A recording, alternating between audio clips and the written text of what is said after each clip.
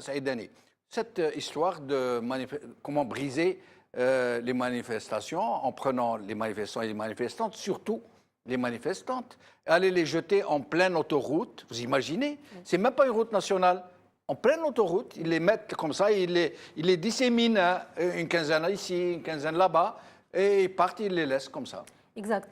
En fait, en 2014, quand il y avait aussi les protestations contre le 4e mandat, on a vu des agissements pareils. On appelait à ce moment ce qu'ils faisaient les forces de l'ordre, la gestion démocratique des foules. Voilà. Gestion démocratique des foules. Exactement, on appelait ça la gestion démocratique des foules.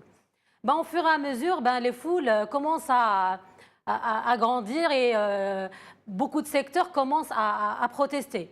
Maintenant, ce qui est important pour le système, c'est d'écarter la protestation d'Alger. Mais Alger, c'est la capitale politique de l'Algérie. Si on veut protester, on proteste à Alger. Absolument. Et ces jeunes, ils ont essayé de protester ici. Ils ont essayé de protester dans d'autres wilayas, mais la protestation, elle n'est pas pareille comme on le fait à Alger. Ils ont pris conscience de ça. Là, ils sont en train de se regrouper pour protester à Alger. Et puis Alger, c'est la vitrine. Absolument. Pour Monsieur Gérard Depardieu, les grandes chancelleries, les cérémonies. Les représentants des organisations internationales. Absolument, qui sont la presse internationale, les bureaux de leurs 50 télévisions. Les multinationales, tout ça. Donc l'information, elle circule. Ceux qui protestent ont compris qu'il faut protester à Alger, la capitale politique, là où il y a les institutions de l'État, là où il y a la présidence, là où il y a l'APN.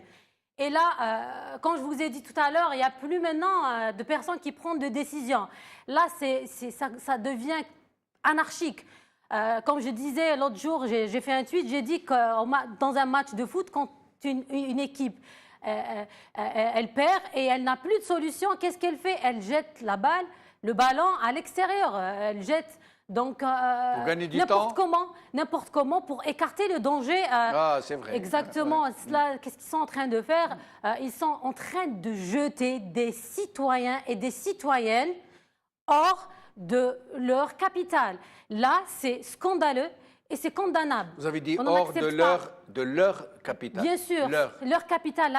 Alger, c'est aux Algériens. Alger, ce n'est pas uniquement aux personnes qui nous gouvernent, qui tiennent le pays. Alger nous appartient à tous. L'espace public à Alger nous appartient à tous. Et la contestation, la vraie contestation, elle se fait à Alger. Et là, de prendre des filles de l'ENS, là, de les jeter dans les autoroutes et elles reviennent à l'autostop.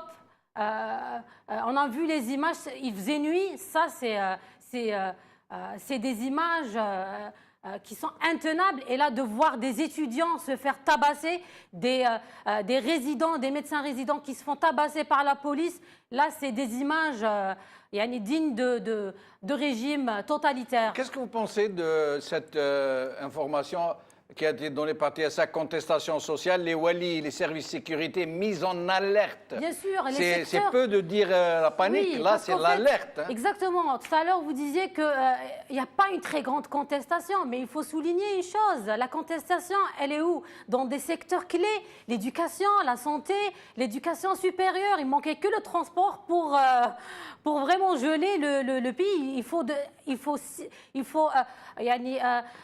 des contestations dans des secteurs clés où on peut paralyser tout un pays. Là, il y a la grève des enseignants. Les enseignants, l'impact, il va aux élèves. Les élèves, c'est les parents. Les parents, ils ne vont pas travailler à cause de leurs enfants. Et il y a le spectre de l'année blanche. En même temps... Et les partis politiques comme le vôtre? Exactement, on a dénoncé. On a dénoncé ce qui se passe. Pourquoi vous contentez de dénoncer? Pourquoi vous ne descendez pas dans la rue? En fait, les partis politiques en Algérie, on a les mêmes restrictions avec ce qui se passe avec ceux qui protestent, avec les syndicats et même avec les protestations contre 4e mandat et tout. On a toujours soutenu, on a toujours été dans la rue. Maintenant, on a dénoncé avec des communiqués. Il faut ouvrir les canaux de communication. Il faut il faut sortir des bureaux comme Ben Rabrit qui campe sur ses positions uniquement parce qu'il y a une personne qui la dérange, qui est Boudiba. Elle dit que lui, il représente tout le CNAPES. Je veux pas négocier avec lui. Je veux pas être dans une table de négociation avec lui, alors qu'à Blida et à Béjaïa, c'est pratiquement le 4e mois de comment on va rattraper, mais là, tout ça. Là, elle est en train de dire « je suis prête à négocier ». Elle a Parce dit que M. Bouteflika l'a demandé. Pour les personnes qui ont reçu des mises en demeure pour qu'ils fassent des recours. Oui. Oui, mais elle a dit aussi je suis prête à négocier. Elle l'a dit tout à l'heure. Je ne sais pas si elle a dit non, par ils n'ont rapport plus à le choix. Burkina Faso et tout. Il ne nous reste plus beaucoup de temps, Saïd.